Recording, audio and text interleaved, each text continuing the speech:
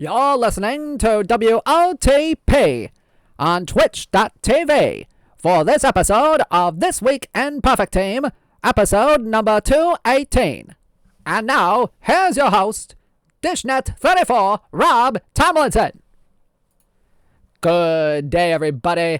I'm Rob Tomlinson, aka Dishnet34, welcoming you to today's episode of This Week in Perfect Team, episode number 218. Welcome, every one of you.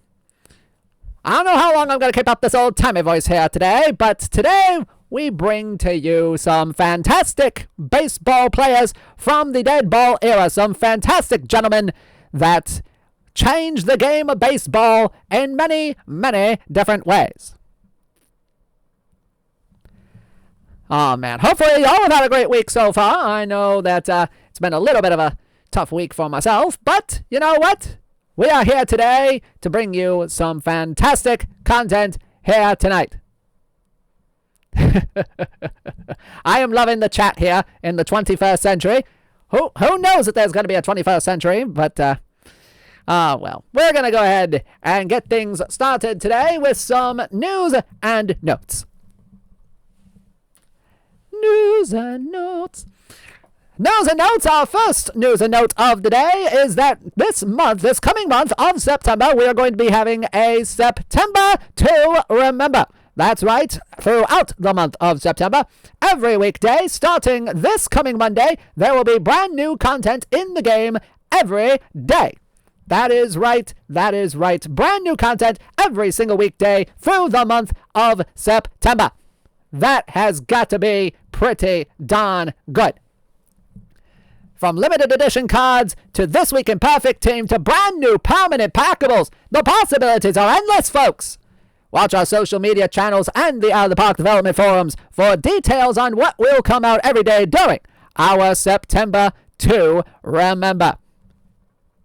September to Remember. Okay, I'm just trying right now. I'm trying too hard. Please bear with me. Oh, gracious. I don't know how long we can keep this up for, but we're going to keep going. So that's your September to Remember. Alrighty, folks. Well, the big news and notes that we do need to discuss today is that Perfect Team Championship Series number 5 is coming up this next Saturday. That is right, the 5th. I don't know why it says 4th on that screen. That's just me reusing slides again. Whoever made this slide should probably be fired. Get into the manager's office right now. Send them out on the street and you can sell apples for like 5 cents on the street. Anyway, the 5th Perfect Team Championship Series will occur on Saturday, September 9th, beginning at noon Eastern. Noon Eastern with finals coverage on our OOTP Twitch channel. The top 128 teams from this PTCS period, which lasted from August 7th to September 3rd, in each of the 10 eligible formats will participate in the 5th Perfect Team Championship Series. And players will get points based on how they finish in the Perfect Team Championship Series, with the top 64 teams from the first 5 PTCSs going to the Perfect Team Master Series. I mean, it's just an apple. How much could it cost? $10? That'd be crazy. I tell you. Yep, there are separate PTMSs for regular attorneys and perfect drafts. And by the way, the Perfect Team Master Series, it is coming up quick on us, folks. It is going to be happening in the month of September. It's either going to be a week after PTCS number 5 or 2 weeks after PTCS number 5. I will have to double check with our calendar boys on that one.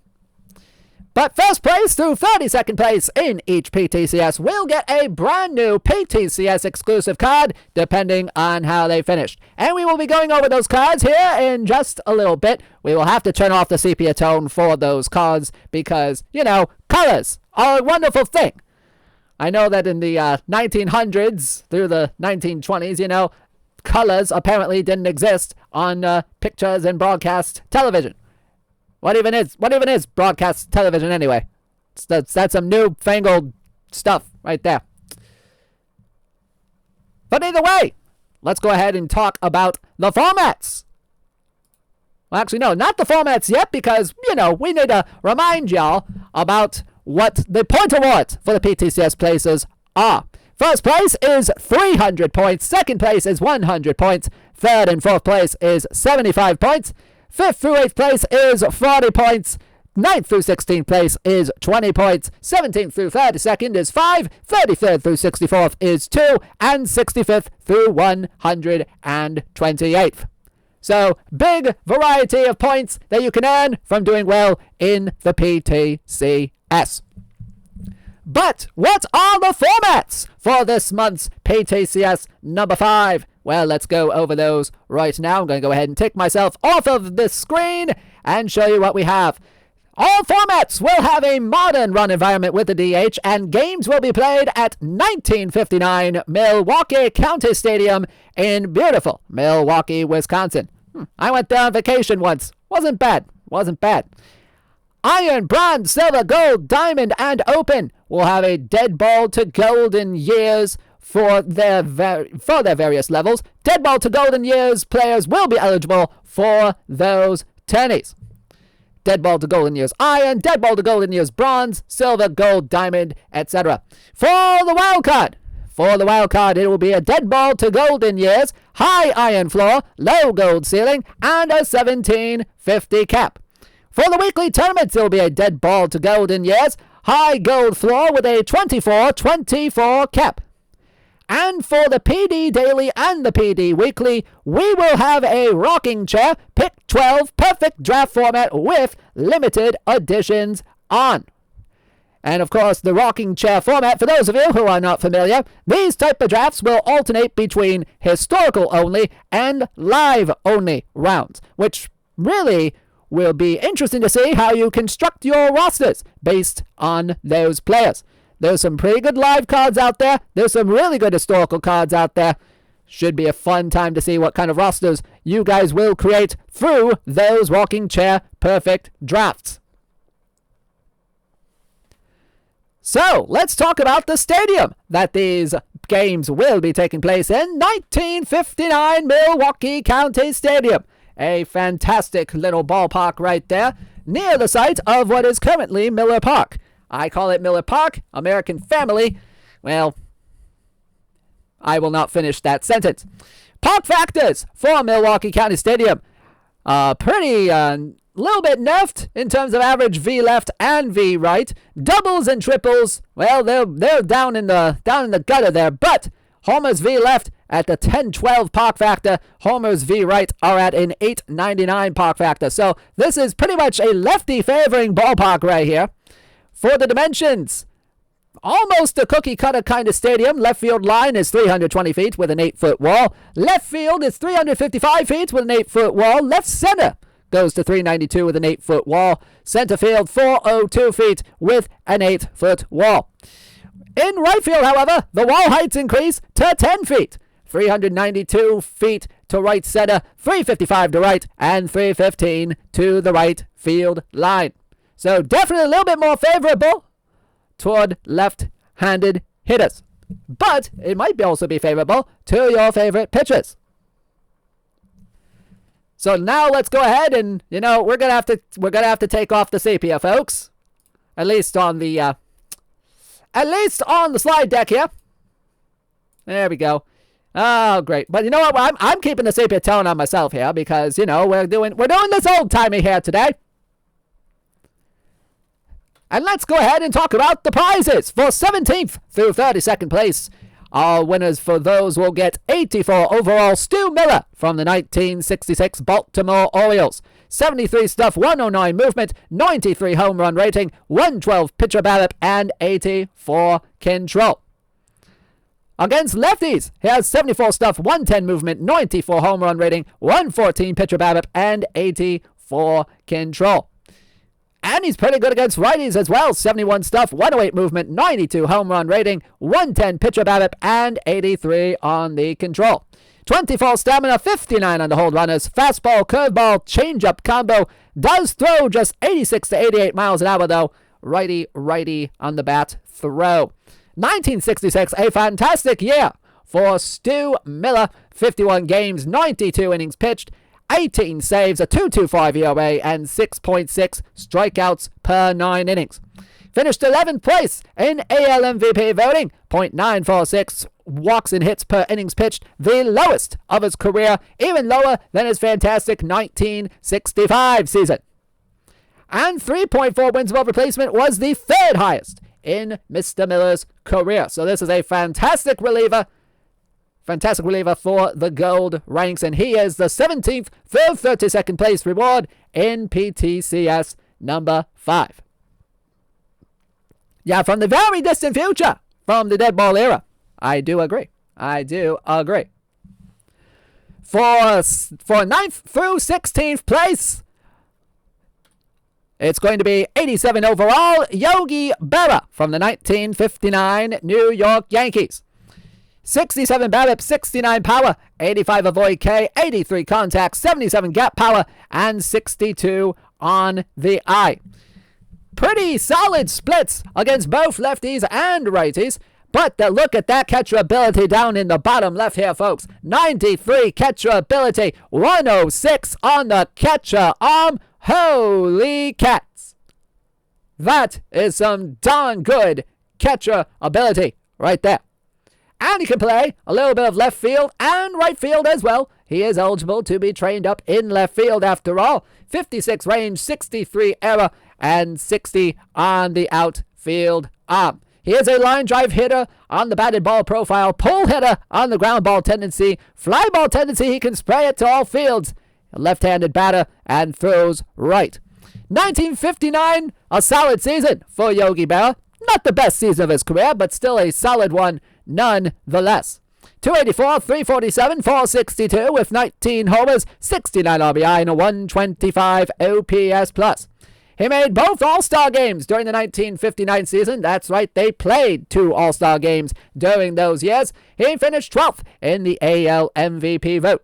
He threw out 45% of base runners, 5% higher than the league average, and he was second to Mickey Mantle in team home runs with that 19 mark. Holy moly. This is a solid catcher right here for the gold ranks, and he is going to be the 9th through 16th place for PTCS number 5.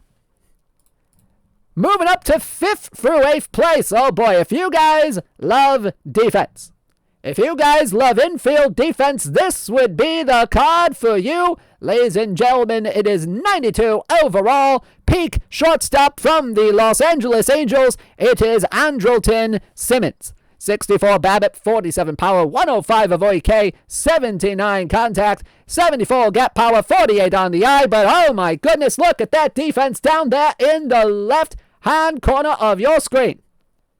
108 range, 100 error, 103 infield arm, and 102 on the turn double play. Holy moly. This is some cracking defense right here for Andrelton Simmons. 55 speed, 97 stealing, 83 base running. Probably one of the elite shortstops that you can get if you finish 5th through 8th place in Perfect Team Championship Series number 5. Now, Andrelton Simmons, not the best hitter in his career. 263, 312, 366. He was solid, though, at the plate for a few years there. 70 home runs, 444 RBI. He was a 4-time Gold Glover, and he had MVP votes 3 times in his career. He led the league in defensive WAR 3 times in his career, including a career-high 5.1 in 2017. That is insane numbers right there for Andrelton Simmons. And he showed some power for a few seasons there. Double-digit home runs in 2013, 2017, and 2018. So there you go. Andrelton Simmons, your 5th through 8th place reward in the upcoming Perfect Team Championship Series number 5. Moving on. Hey, folks, I know y'all love defense, but how about a little hitting to go along with some defense right here? Well, your 3rd and 4th place reward comes to us from more of the modern era of baseball, but maybe a little bit backwards of Mr. Simmons right here, because it is 98 overall center fielder from the 2002 Atlanta Braves. It is Andrew Jones.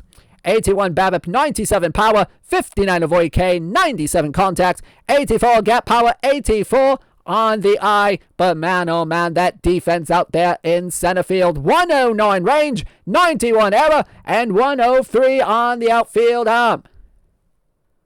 My, oh my. 61 speed, 74 stealing, 88 base running, death to flying things out in center field. Now, wait a minute. Isn't that Franklin Gutierrez's nickname right there? Oh boy, I don't want him to get mad at me, you know. But you know what? Andrew Jones, fantastic defender back in the day. Gotta say. In terms of splits, there's not a whole lot of splits to talk about here. Very good against righties and lefties at the plate, given his overall statistics here. Against lefties, he's got 80 BABIP, 96 power, 58 avoid K, 95 contact, 83 gap, and 91 on the eye. So if there is a side he is better against, he's probably better against left-handed pitchers. In terms of his stats in the 2002 season, 264, 366, 513 on the slugging percentage. This guy could hit dingers with the best of them during that year. 35 home runs, 94 RBI, and a 127 OPS plus. He was an All-Star, Gold Glover, and 16th in National League MVP voting, so he got a few votes for MVP that year. His 2.3 defensive wins above replacement was a National League best that year, and in his career, his 4.5 offensive wins above replacement was the third highest in his career. And he also led the 2002 Atlanta Braves in home runs. He had more than Chipper Jones that year, which is a bit surprising to say. But there you go. Andrew Jones, your third and fourth place reward for PTCS number 5. Now, in terms of second place, oh boy, do we have a guy for you as the second place reward. Oh boy. You want a bat? Over on the infield? Oh, you're going to get one if you finish second place in PTCS number 5, because it is peak card first baseman from the Chicago White Sox. It is Frank Thomas. Frank Thomas, 108 BABIP, 126 power, 95 avoid K, 140 contact, 119 gap, and 123 on the eye. Look at all that blue. Look at all that blue on this card right here for Frank Thomas. A little bit better against lefties than he is against righties, but boy, oh boy, he is still an elite hitter against both lefties and righties. Defensively, not the best first baseman out there in the world. 30 range, 37 error, 38 arm, and 46 on the turn double play. He does not run at all, by the way. 18 speed, 19 stealing, and 59 on the base running. But man, oh man, this guy can hit, and that is what you are going to get if you finish second place in PTCS number 5. Now, this is based on his 1994 season, so wasn't 100% sure if it was a peak card or not, but you know what? It is a peak card right here, because man, oh man, he hit some dingers in his career. 1994, one of his best years of his career. Let's talk a little bit about that 1994 season right here. 353, 487 with a 729 slugging percentage, 38 home runs, 101 RBI, and a 212 OPS plus. He was the 1994 AL MVP, All-Star Silver Slugger as well. He led Major League Baseball in on-base percentage and OPS and runs and walks that year. A fantastic year for Mr. Thomas, the second of back-to-back MVP awards in 1993 and 1994. So there you go. Frank Thomas from the Chicago White Sox is in Perfect Team 24 as the second place reward for PTCS number 5. And as for first place, well, we have dropped some hints a little bit as to who the first place team might be. I mean, Milwaukee County Stadium in the 1950s, home to the Milwaukee Braves. So, what great Milwaukee Braves have there been in the history of baseball that could have played during the 1950s? Right here. Well, folks, your PTCS number 5 champion reward is none other than 100 overall left-handed starting pitcher Warren Spahn. Warren Spahn from the Milwaukee Braves. 124 stuff, 122 movement, 106 home run rating, and 111 on the pitcher BABIP, 94 on the control. A fantastic pitcher here for Mr. Spahn. 114 stamina, 92 on the hold runners. Fastball, curveball, screwball, sinker, and circle change on the pitch selection. Man, oh man, oh man. This 1953 season for Warren Spahn, a fantastic year. 23-7 with a 2.10 ERA, a 1.88 ERA plus, and a 1.058 WHIP as well. All-Star, 5th in NL MVP that year, led MLB in wins, ERA, ERA plus, and FIP, WHIP, and homer in the hits per 9. My apologies for that little slip right there. Now, the weird thing about Warren Spahn's 1953 was this was the first season since 1948 that he did not lead in strikeouts. Which, that just boggles my mind right there. But you know what? This is a very elite card for a PTCS champion right here. 124 stuff. Man, oh man, the 111 pitcher BABIP. The control might be a little bit of his weak point here. But you know what? This will be a fantastic addition to any roster if you win the PTCS number 5. So there you go. Your champion rewards right there. Man, oh man. I need a little bit of water right there. Goodness gracious.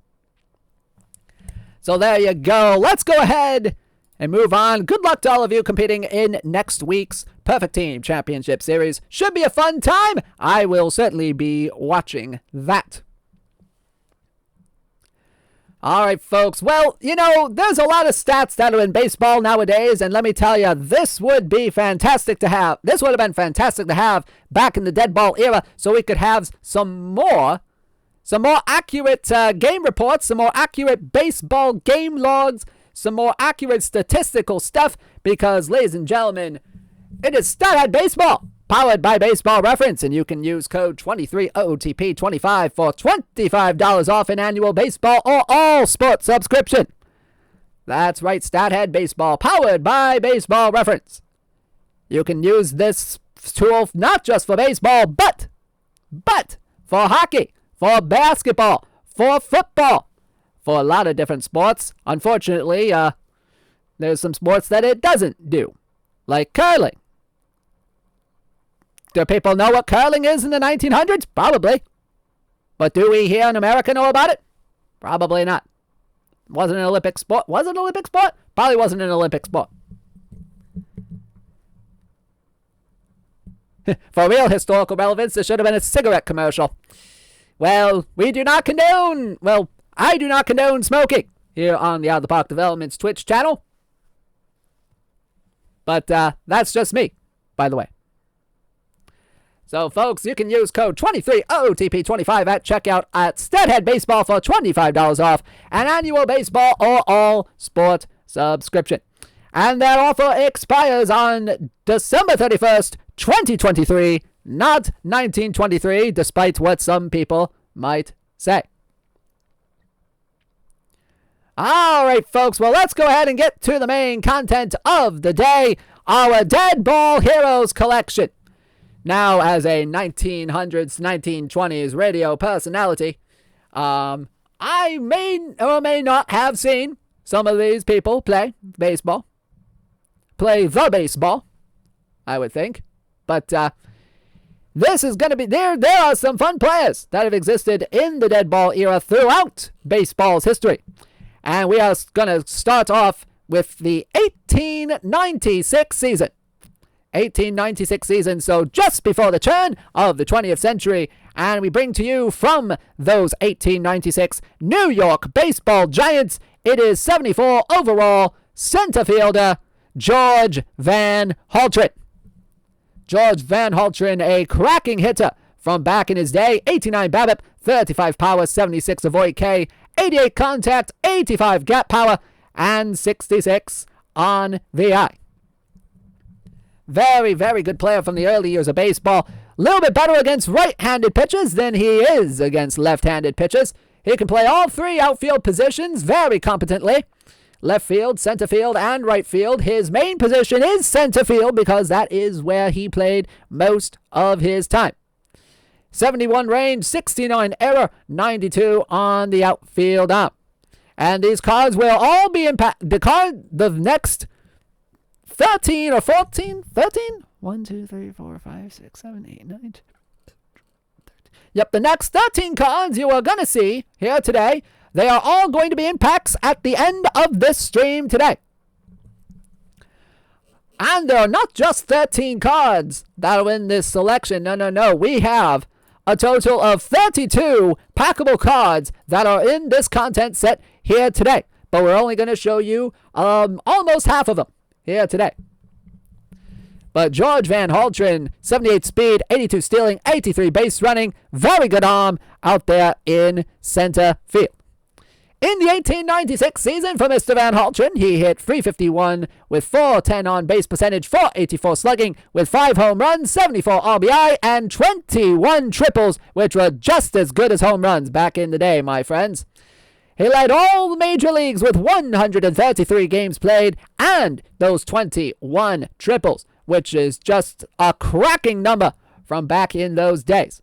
He was in the top 5 in hits and total bases throughout the 1896 season and made 25 outfield assists in 133 games in center field. So a fantastic player, George Van Haltren, a silver card that is in Perfect Team 24. Were there missions in the early 1900s? Well, if you count the Great War, there probably were. Just thought off the top of my head here. All right, so there you go. George Van Haltren from the New York Giants. Oh, yeah, Catholic missions as well. Can't forget the Catholics. All right, let's go ahead and move on to our next card of the day. And we go to the gold ranks for our next one. And I know a lot of people have been guessing that this player would be in this set here today.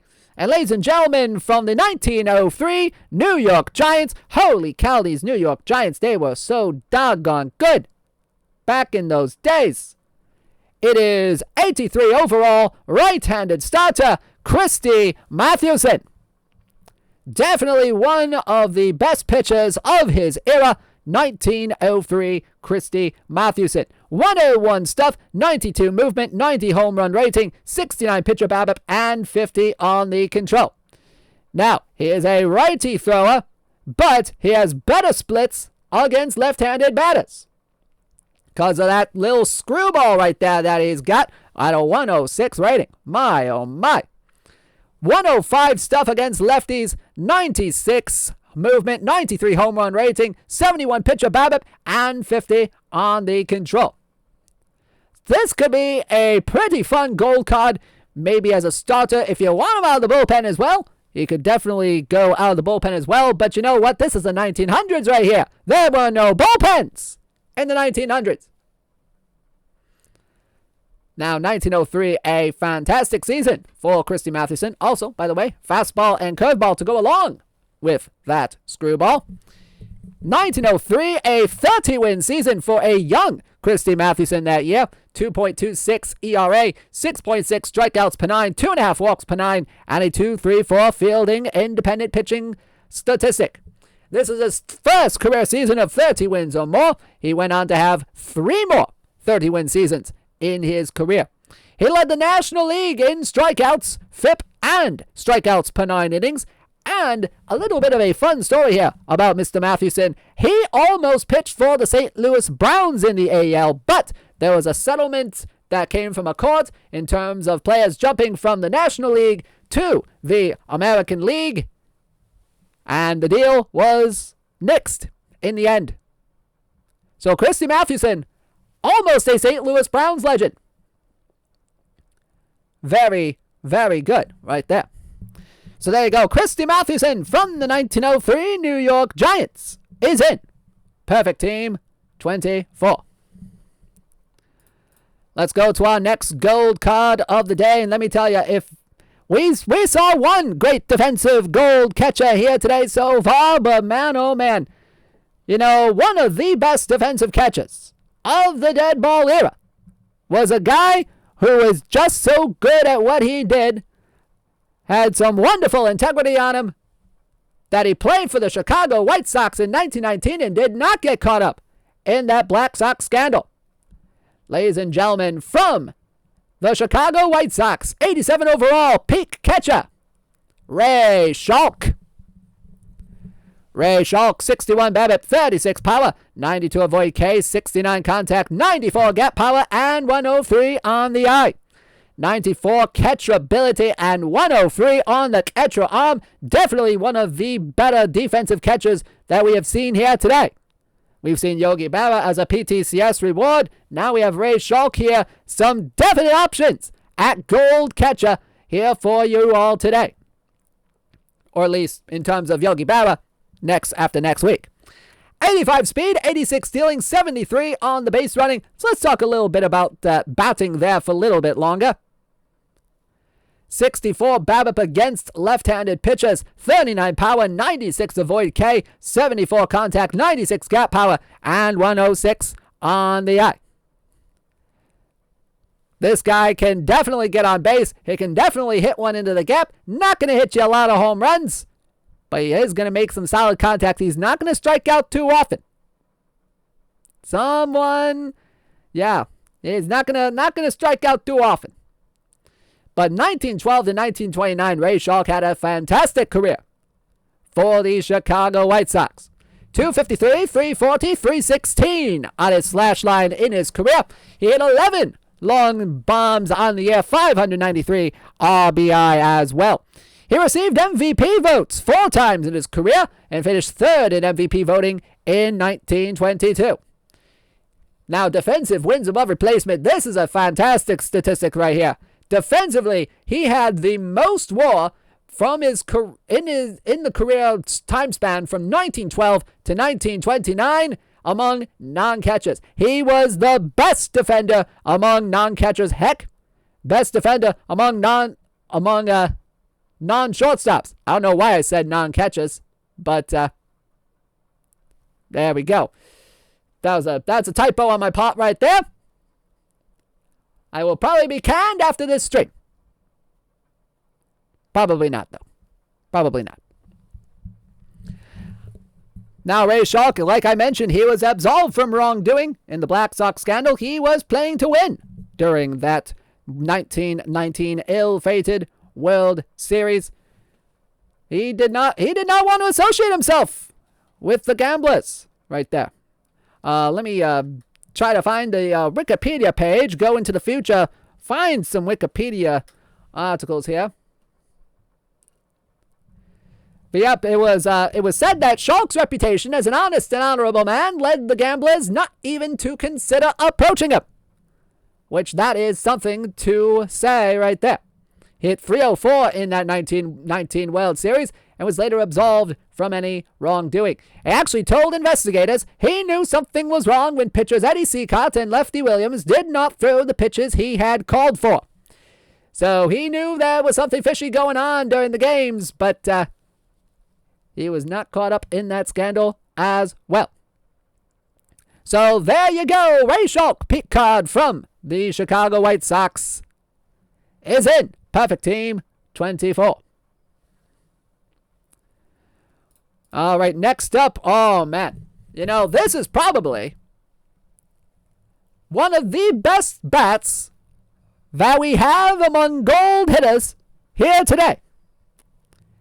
Let me tell you, this is probably one of my favorite cards of this entire set. Ladies and gentlemen, from the 1902 Cleveland team, we have 87 overall first baseman Charlie Hickman. Charlie Hickman, 98 BABIP, 84 power, 101 avoid K, 121 contact, 101 gap power, but just 40 on the eye. Definitely a lot better against lefties than he is against righties. 102 BABIP, 87 power, 101 avoid K, 125 contact, 109 gap, and 35 eye against southpaws. Now, he can play a lot of positions on the infield and a little bit in the outfield. 67 at first base. He can play second base. He can play third base. He can play left field, and he can play right field as well. Now, he's not the greatest defender in the world. He was never really a great defender in his career. 56 range on the infield, 33 error, 48 arm, and 53 on the turn double play. In the outfield, he has 41 range, 51 error, and 63 on the outfield arm. Speed, stealing, and base running, not the greatest either. 42 speed, 48 stealing, and 54 base running. For sack, bunt, and bunt for hits, I wouldn't want to do that with him either. 54 sack, bunt, and 49 on the bunt for hit. Now in 1902, for Charlie Hickman, he was a fantastic hitter. 361, 387, 539 with 11 home runs and 110 RBIs. He led Major League Baseball in hits that year with 193. Total bases, he led MLB in that category as well with 288. He was tied for second in home runs, second in RBI, and third in slugging percentage. And he also, in the 1902 season, he became part of the first back-to-back-to-back home runs in American League history, doing so alongside a couple of his Cleveland teammates. Now, do I remember what those Cleveland teammates were? Not off the top of my head, but I'm going to double check here real quick. Oh, where was it?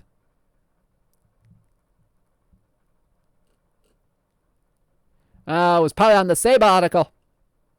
Doggone. Well, I don't remember who the other two were. They were probably pretty darn good. But there you go. Charlie Hickman, definitely one of the best gold bats that we have here in this set.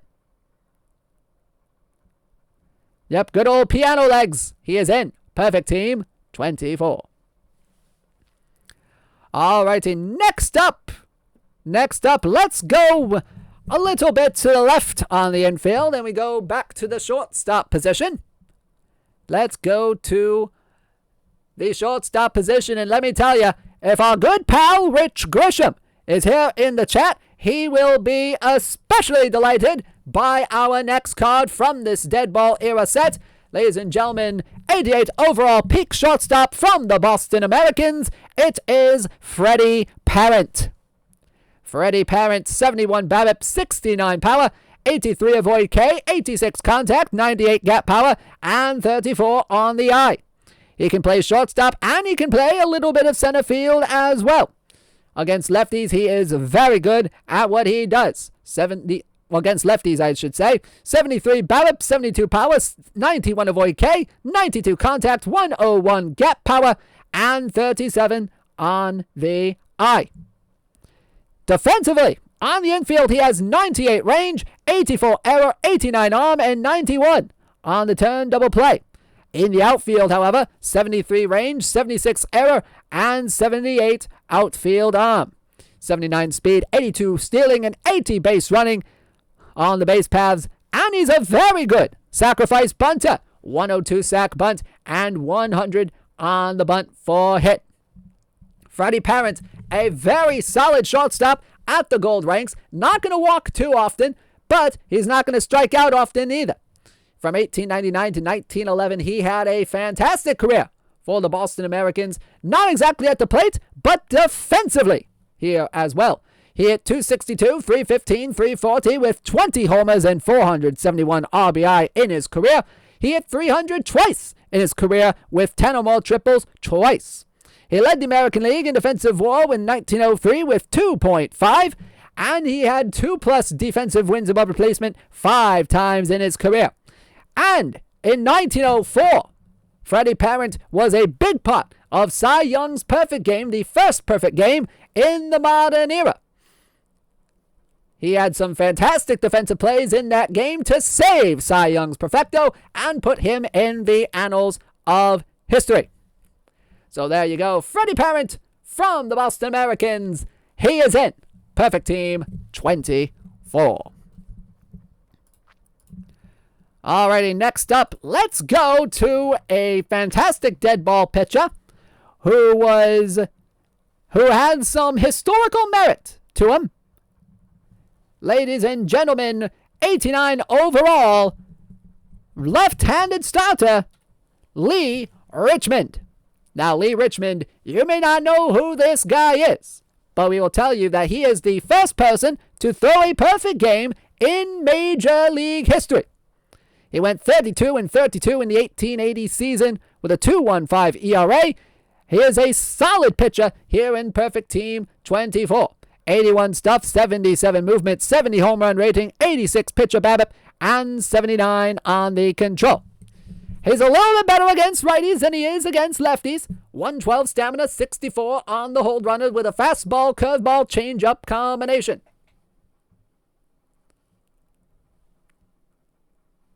Give me just a second. Here, need a...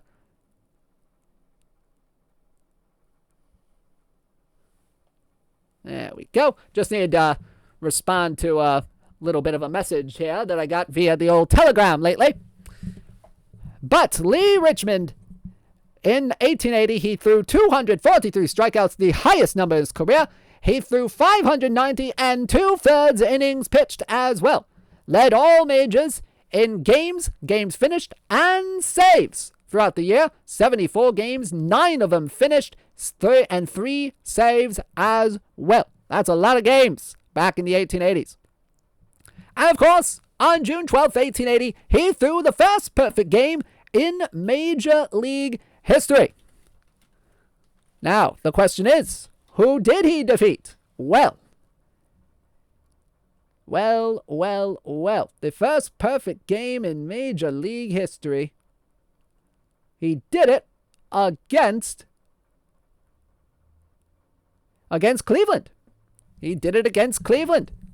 Now, the thing is, before that game, he was up all night the previous night taking part in college graduation events that day. And he went to bed at 6:30 a.m., still managed to catch the 11:30 a.m. train for Worcester so he could pitch in the afternoon contest, and then pitched a perfect game to beat Cleveland 1-0.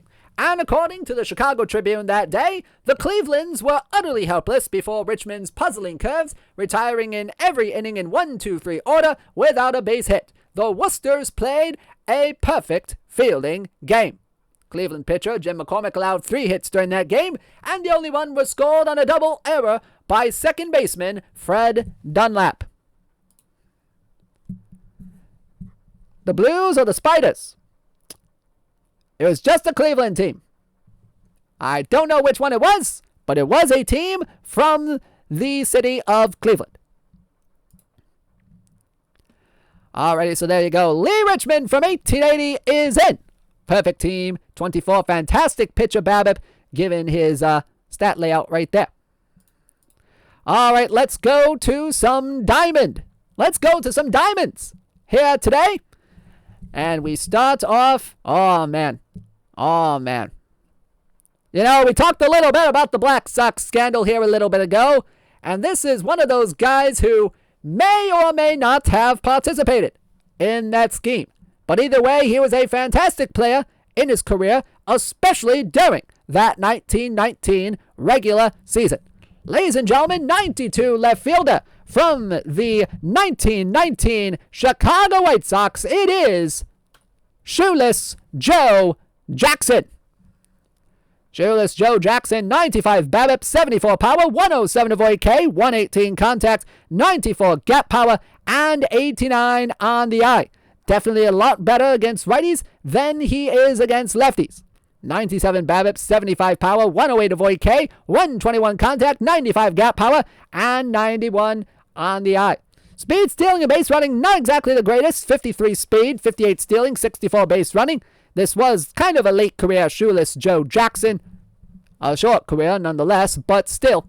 62 range, 69 error, and 63 arm out in left field. He can also play right field, fully trained, and can play a little bit of center field as well. Now, the 1919 season was a phenomenal one for Shoeless Joe outside of that World Series. 351, 422, 506 with 7 home runs, 96 RBI, and a 159 OPS+. Now, Jackson came back in 1919 after working part of the 1918 season in a shipyard during the Great War.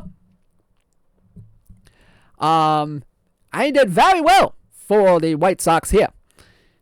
He was tied for the team lead in home runs with 7 of them and led the team in RBI and triples with 14 of them.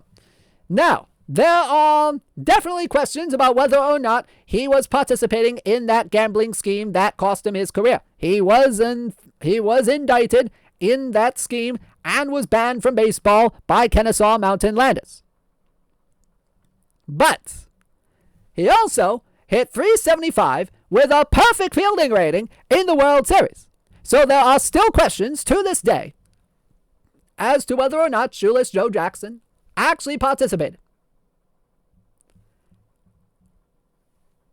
Who knows? Who knows? So there you go. Shoeless Joe Jackson, a fantastic contact hitter for a left-handed batter. Left fielder, probably, given his range, error, and arm out there.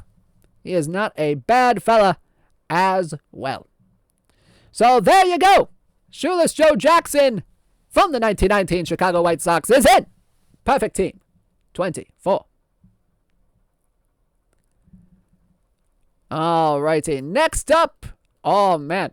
Next up, we talked a little bit last week in our 80 grade baseball names collection about the Chicago Cubs rotation of the 1900s, and a lot of people thought that this next guy was going to be in that set, given the nickname that he had in his career.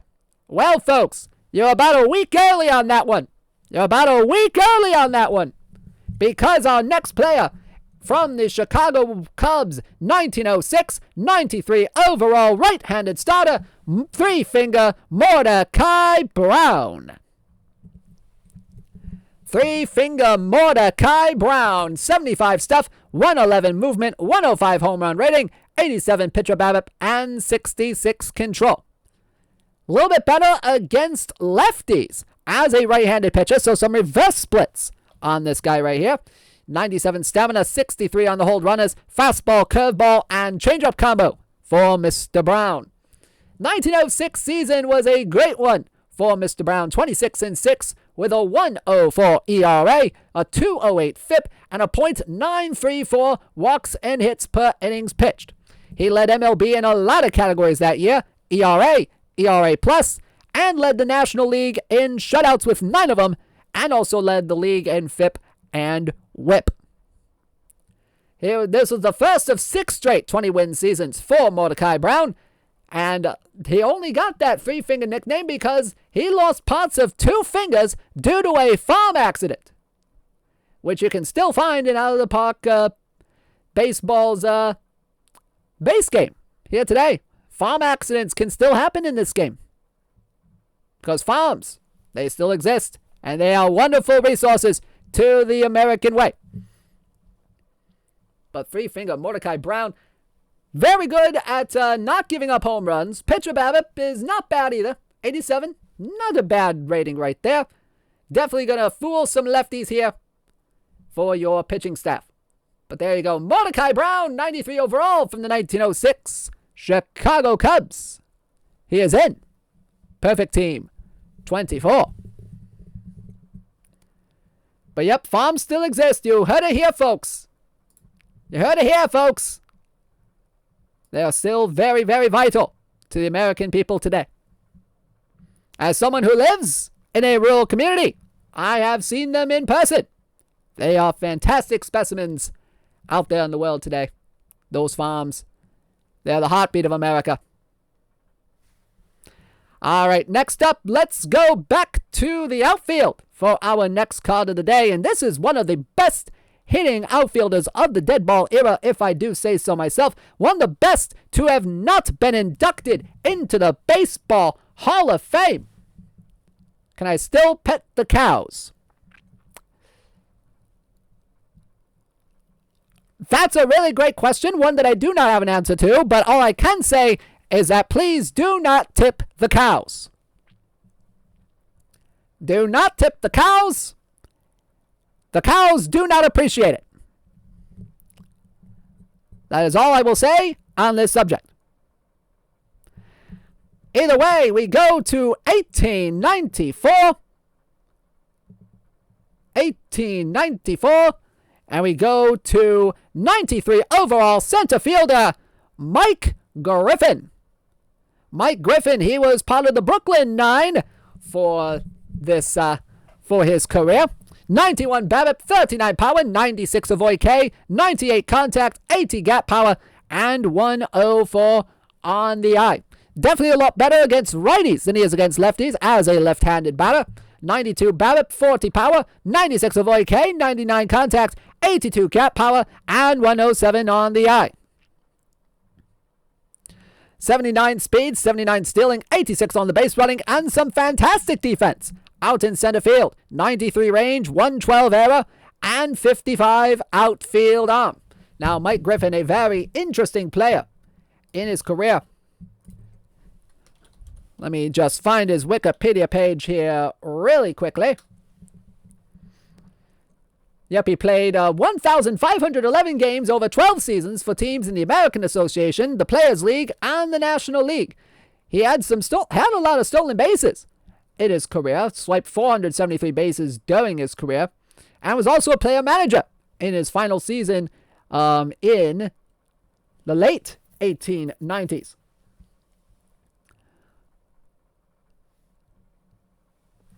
So, 1894, a fantastic season for Mike Griffin. 357, 466, 485, 5 home runs, 76 RBI, and 137 OPS plus during that year. He led Brooklyn in average on-base percentage and was second in doubles on the team with 29 of them, which were very good to have back in those days. Offensive WAR of 4.0 was the second highest in his career. Better than, let's see, Mike Griffin baseball reference. Let's take a look, shall we?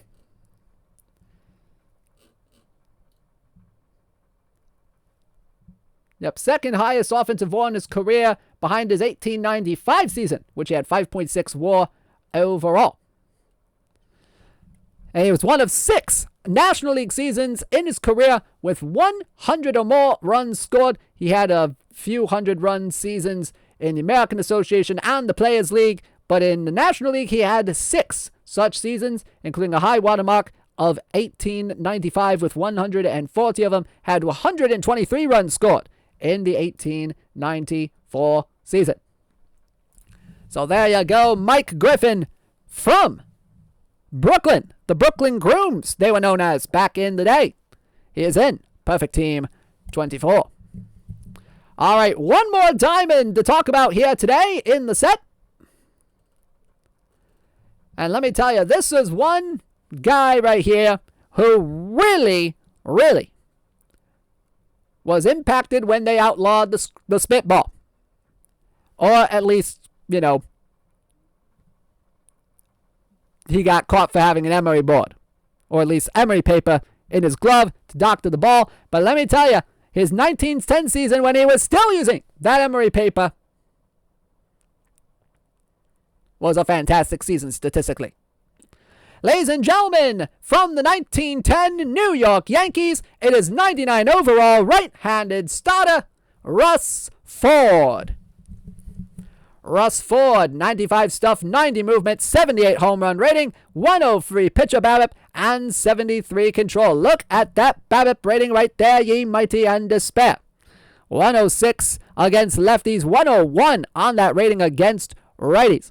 97 stuff, 92 movement, 80 home run, and 71 control, rounding out his stats against lefties. A Canadian legend! Yes, indeed, a Canadian legend. He was a Canadian. A very good Canadian here. Fastball, screwball, knuckle curve combo here.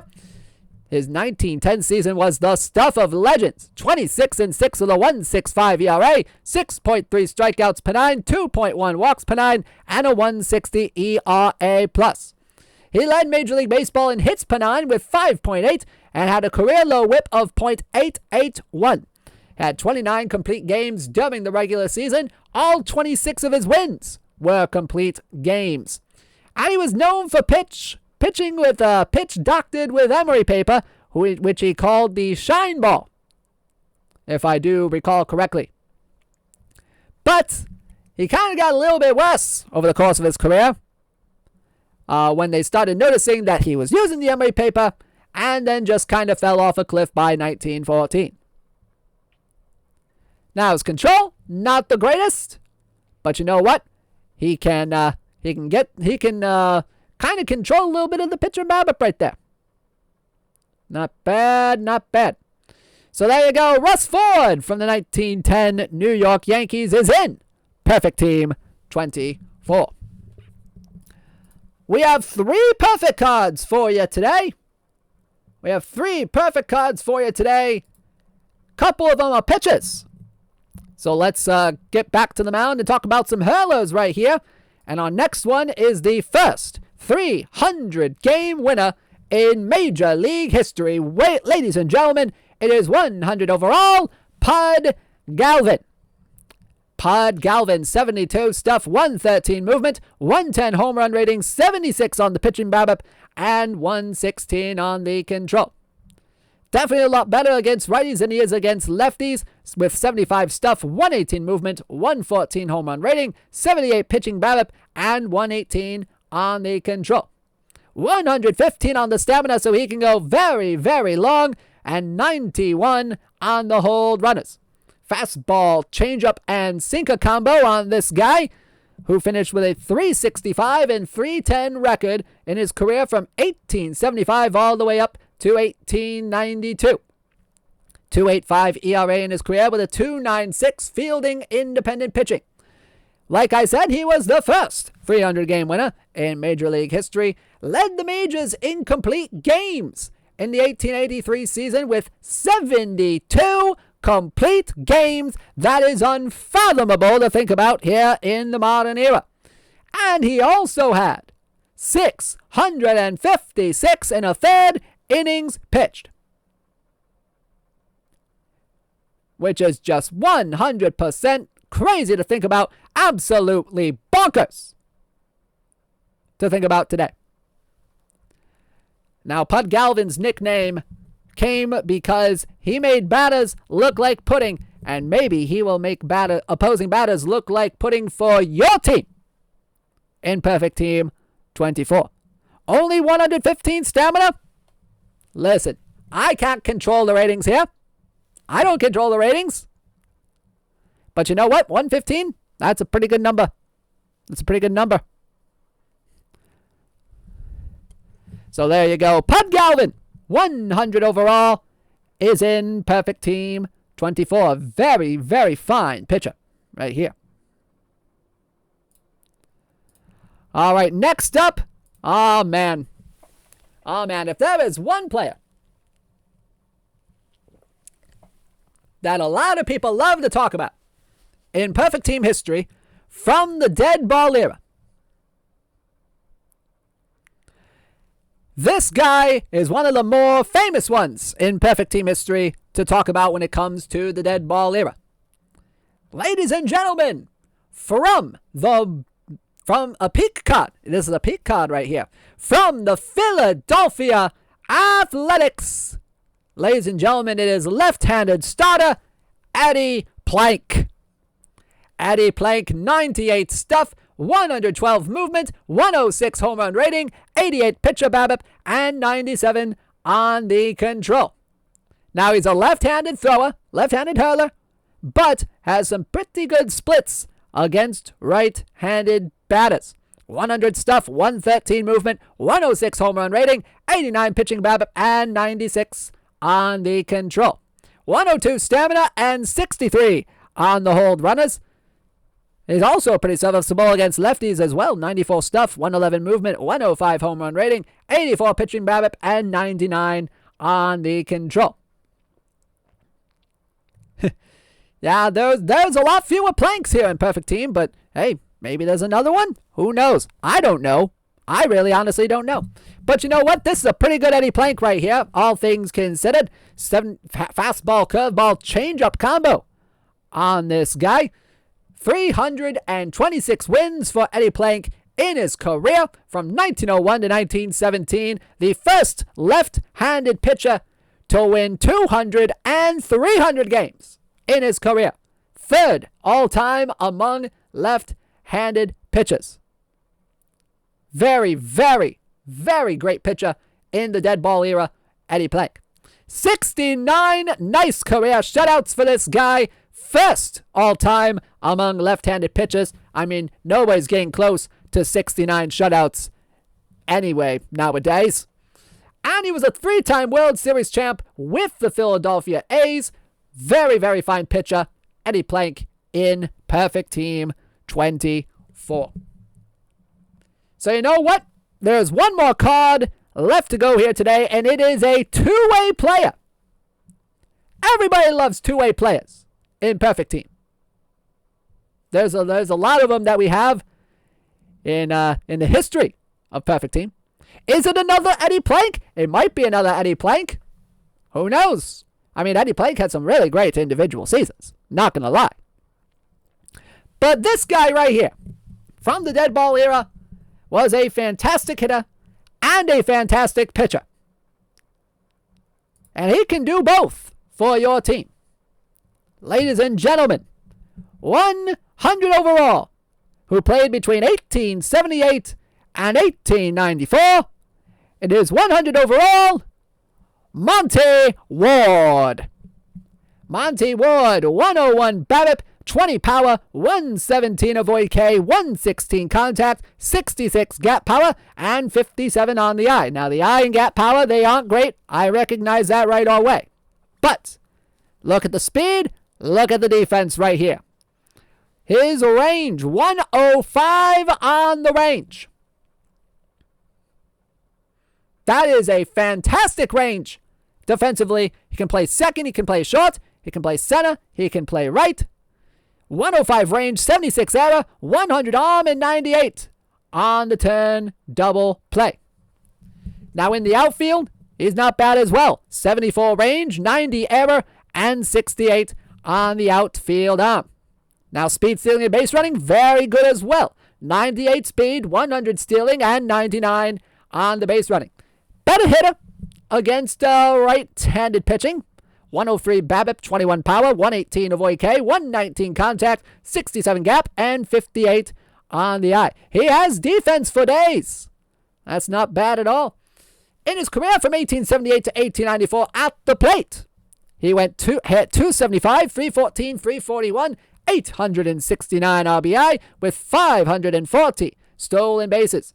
He led all major leagues in stolen bases twice in his career, 111 of them in 1887 and 88 of them in 1892.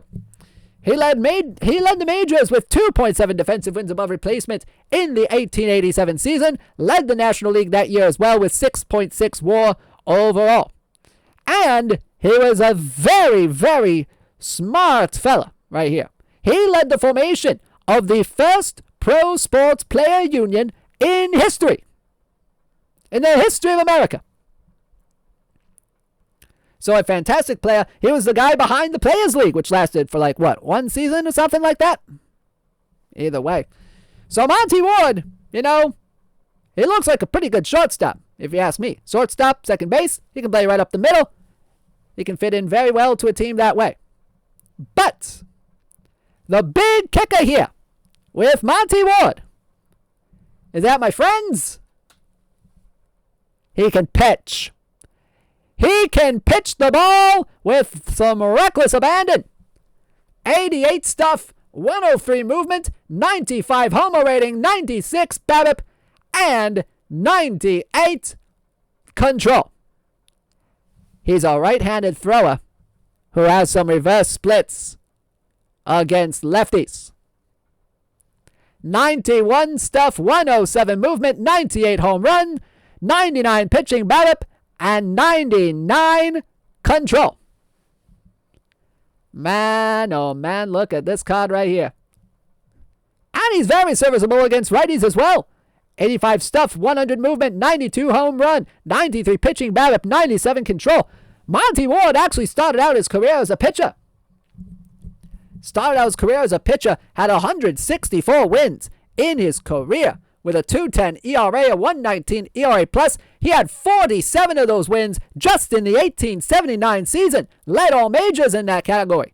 He had 24 shutouts including 8 of them in 1880 and 6 of them in 1878. Now, the thing is, an injury to his right arm kind of ended his pitching career, and that's how he got over to the shortstop position. But you know what?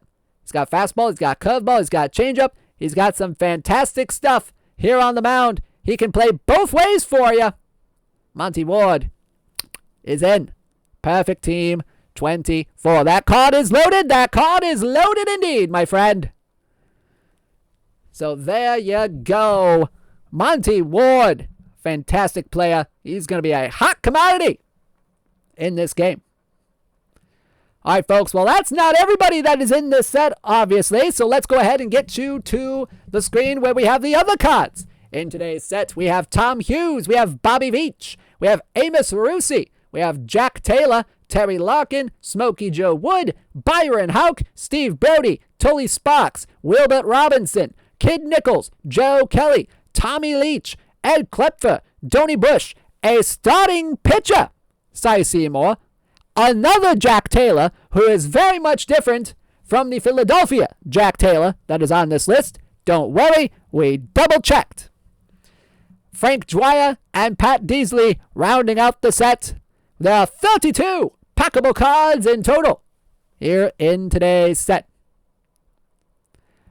I'm not 100% sure if there are missions with today's players, but overall this is a fantastic set right here. So to recap, here are your Deadball heroes today.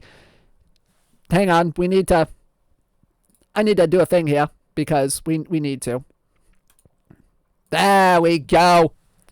We have George Van Haltren, Christy Mathewson, Ray Schalk, Charlie Hickman, Freddie Parent, Lee Richmond, Shoeless Joe Jackson, Mike Griffin, Mordecai Brown, Russ Ford, Monty Ward, Pud Galvin, and Eddie Plank.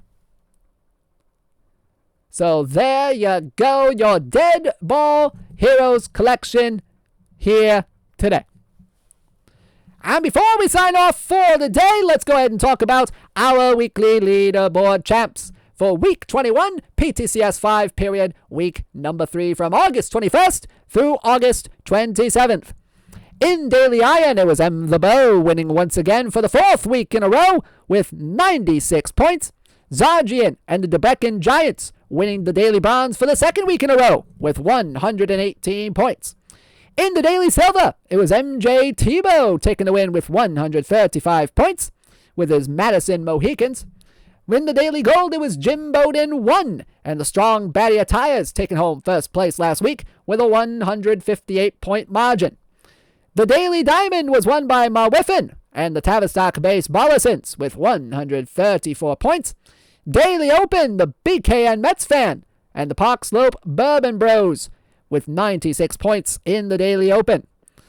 In the Daily Wildcard, it was KC86 and the Mississauga Leaf Tours with 125 points. 2nd week in a row, they have won the Daily Wildcard. In the weekly tournaments, Isadafo and the Florence Baycats with 129 points, winning the weekly tournaments last week. In the Perfect Draft Daily, it was Red Eclipse and the Palatine Plutos with 116 points, leading the way. And in the PD Weekly, J-Spy 83 and the Houston Swangers, winning with 70 points last week in the leaderboard. Folks, thank you so much for tuning in to our Deadball Heroes collection here on This Week in Perfect Team, episode number 218. I have been Rob Tomlinson, DishNet34. I will see you back here on Sunday for the Perfect League World Series. Probably not with this voice, however, but have a fantastic rest of your Thursday. Cards are live. Cards are live, my friends. Have a fantastic night, and we will bring you to your next program on Out of the Park developments on Sunday. Thank you so much for tuning in. Have a fantastic rest of your day. Rob Tomlinson, DishNet34, signing out. Take care, everybody.